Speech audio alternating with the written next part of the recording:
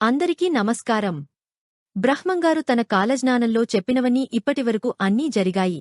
మరికొన్ని ఖచ్చితంగా జరగబోతున్నాయి. భవిష్యత్తును తన మనోనేత్రంతో ముందే చూసిన బ్రహ్మంగారు రాబోయే కాలంలో ఏం జరుగుతుందనే విషయాలను ప్రతిదీ తన కాలజ్ఞానంలో స్పష్టంగా రాశారు.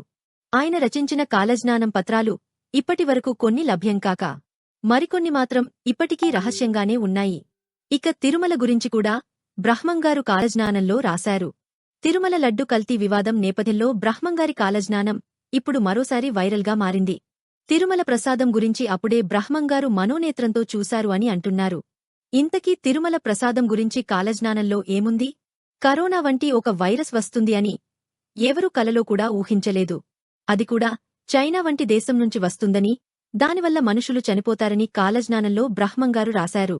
లక్షలాది ప్రజలు నచ్చి రాయ కోరంకియను జబ్బుకోటి మందికి తగిలి కోడిలాగా తూగ సచ్చేరియ శివ అని బ్రహ్మంగారు రాశారు.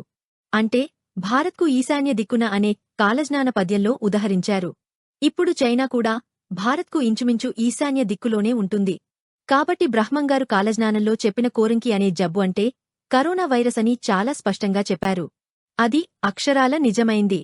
మొన్నటికి మొన్న విజయవాడకు వచ్చిన వరద విలయాన్ని చూసి బ్రహ్మంగారు చెప్పినట్టు వరద వచ్చిందని అందరూ భయపడ్డారు. బ్రహ్మంగారు అప్పుడే చెప్పారు అని వినడం మనకి పరిపాటి. అయితే ఇప్పుడు తిరుమల తిరుపతి దేవస్థానం విషయంలోనూ బ్రహ్మంగారు చెప్పిన జోస్యం నిజం అయ్యే రోజులు దగ్గరకొచ్చాయా అనే అనుమానం ఇప్పుడు మొదలైంది.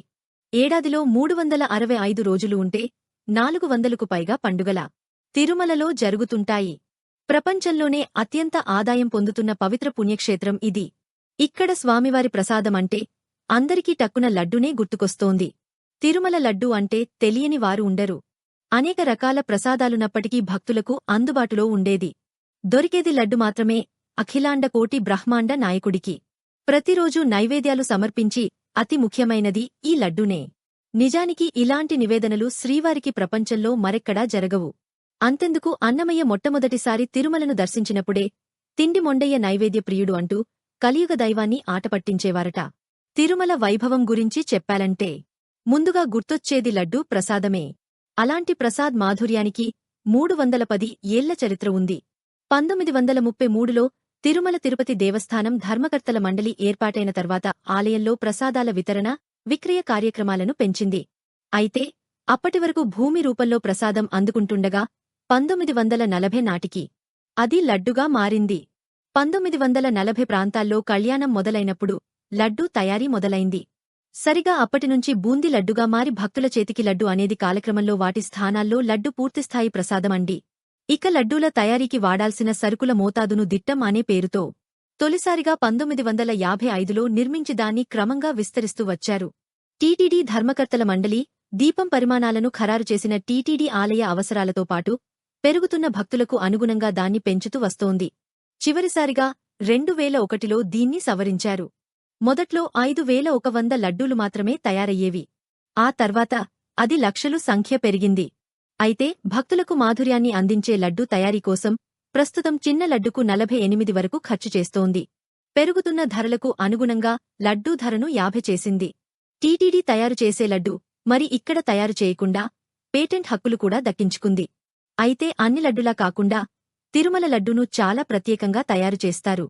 అందుకే దానికి అంత రుచి. తొలుత శనగపిండిని భూమికి అనువుగా చక్కెరతో కలుపుతారు. ఆ తర్వాత ఈ మిశ్రమాన్ని సలసలా కాగే నీటిలో వేసి బూందీగా తయారు చేస్తారు. కాగుతున్న కడాయి నుంచి భూమిని వేరుచేసి కన్వేయర్ బెల్ట్ ద్వారా మరో పెద్ద గిన్నెలోకి పంపుతారు. అనంతరం జీడిపప్పు, ఎండుద్రాక్ష, కలకండ, యాలకలు, బాదం పప్పు, కుంకుమ పువ్వు కలిపి లడ్డూను తయారు చేస్తారు. అయితే గతంలో ఈ లడ్డూ తయారీ అంతా కట్టెల పొయ్యిమీద చేసేవారు. అయితే తయారీ సామర్థ్యం పెరగటంతో ప్రస్తుతం ఆవిరి పూలను వాడుతున్నారు. అంతేకాదు ఈ తయారీ చేసే వాళ్లు కూడా నిష్టగా ఉంటే తప్ప వంటశాలలోకి అనుమతించారు. వంటశాల విషయంలోనూ అనేక నియమాలు ఉంటాయి. తయారైన ప్రసాదాలను శ్రీనివాసుని తల్లి వకుళామాత విగ్రహం వద్దకు తీసుకెళ్తారు. అక్కడ వకుళామాత ముందు ఉంచిన తర్వాత స్వామివారికి నైవేద్యంగా సమర్పించడం అనేది తరతరాలుగా ఆనవాయితీగా వస్తుంది. అయితే ఇప్పుడు ఈ లడ్డులో నాణ్యత లేని వ్యవహారం వివాదాస్పదమైంది. సాక్షాత్తు సీఎం చంద్రబాబు నాయుడు లడ్డూలో వాడిని లో జంతువులకు ఉందని చేపట్ట మొత్తం దేశవ్యాప్తంగా చర్చగా మారింది. ఈ లడ్డూ కేవలం ప్రసాదం కాదు. కోట్లాది భక్తులు అంశం ఇప్పుడు ఆ ఎమోషన్సే భగ్గుమంటున్నాయి. కోట్లాది భక్తుల మనోభావాలు దెబ్బతిన్నాయి. లడ్డులో వినియోగించే ఆవు నెయ్యిలో యానిమల్ పార్ట్ ఫిష్ ఆయిల్ కలిసి ఆయన ప్రచారంపై భక్తులు విస్మయం వ్యక్తం చేస్తున్నారు. ప్రతిదాన్ని వ్యాపారంగా చూసేవారికి టీటీడీ బాధ్యతలు అప్పగించడంతో తక్కువ ధరకేని దొరుకుతుందని దశాబ్దాలుగా టీటీడీకి నెయ్యిని అందిస్తున్న నందిని కాదని వైసీపీ నేతలు లడ్డు తయారీలో వాడేని టెండర్ తమిళనాడుకు చెందిన ఏఆర్ డైరీ వారికి అప్పగించారు. అలా గత 5 ఏళ్లలో కోట్ల రూపాయలు దోచేశారు. వైసీపీ నేతలు ఇక ప్రభుత్వం మారగానే తిరుమల లడ్డుపై వస్తున్న ఫిర్యాదులపై టీటీడీ స్పందించింది. తమిళనాడుకు చెందిన ఏఆర్ ఢిల్లీ నుంచి వచ్చిన 10 ఆవునెయ్యి డాక్టర్లు 4 గంటలో నాణ్యత తగ్గినట్లు టీటీడీ నిపుణులు గుర్తించారని ఐఓ శ్యామలరావు తెలిపారు. జూలై 6వ తేదీన వచ్చిన 2 ట్యాంకర్లు జూలై 12 తేదీన వచ్చిన మిగిలిన ట్యాంకర్లు శాంపిల్స్ సేకరించి గుజరాత్లోని నేషనల్ డెయిరీ డెవలప్మెంట్ బోర్డుకు పంపించామని పేర్కొన్నారు. కాని అసలు ఉపయోగించలేదని స్పష్టం చేశారు. నాణ్యత సరిగా లేదని భావించిన ఆ 4 ట్యాంకర్లను పక్కన పెట్టామని చెప్పారు. జంతు వెజిటేబుల్ సంబంధిత పార్ట్ కలిసిందని ఎన్డీటీవీ నుంచి నివేదిక రావటంతో ఆ ట్యాంకర్లను ఆర్డర్ ఈకి పంపించేశామని వెల్లడించారు. అంటే దాదాపు వైసీపీ ప్రభుత్వ హయాంలో ఈ నేనే లడ్డుకి వాడారు. ఈ చేదు విషయం మనకు ఇప్పుడు తెలిసింది. కాని కాలజ్ఞాని బ్రహ్మంగారు కాలజ్ఞానంలో ఇప్పుడు రాశారట. తిరుమలేశుడి ప్రసాదం కల్తీ జరుగుతుందని స్పష్టంగా చెప్పారట. బ్రహ్మంగారు గతంలో తిరుమలలో జరిగిన పలు పరిణామాల గురించి బ్రహ్మంగారు కాలజ్ఞానంలో రాశారు. తిరుపతి వెంకన్న గుడి 4 రోజులు పూజలేక మూతపడేను అని బ్రహ్మంగారు తన కాలజ్ఞానంలో చెప్పారు. ఇది 2018లో నిజంగా జరిగింది. 2018లో ఆగస్టు 11 నుంచి ఆగస్టు 16 వరకు 6 రోజులపాటు శ్రీవారి దర్శనం నిలిపివేయాలని టీటీడీ ధర్మకర్తల మండలి సంచలన నిర్ణయం తీసుకుంది. ఆగమ పండితుల సలహా మేరకు ఆగస్టు 11 నుంచి ఆగస్టు 16 వరకు అష్టబంధన బాలాలయ మహాసంప్రోక్షణ కార్యక్రమాలను తిరుమల కొండపై నిర్వహించేందుకు భక్తులను రాకుండా చూశారు. ఈ పరిణామాలన్నీ చూస్తుంటే లడ్డు విషయంలో కూడా బ్రహ్మంగారు చెప్పినట్టు లడ్డు కల్తీ అయినట్టే అని భక్తులు ఆందోళనకు గురవుతున్నారు.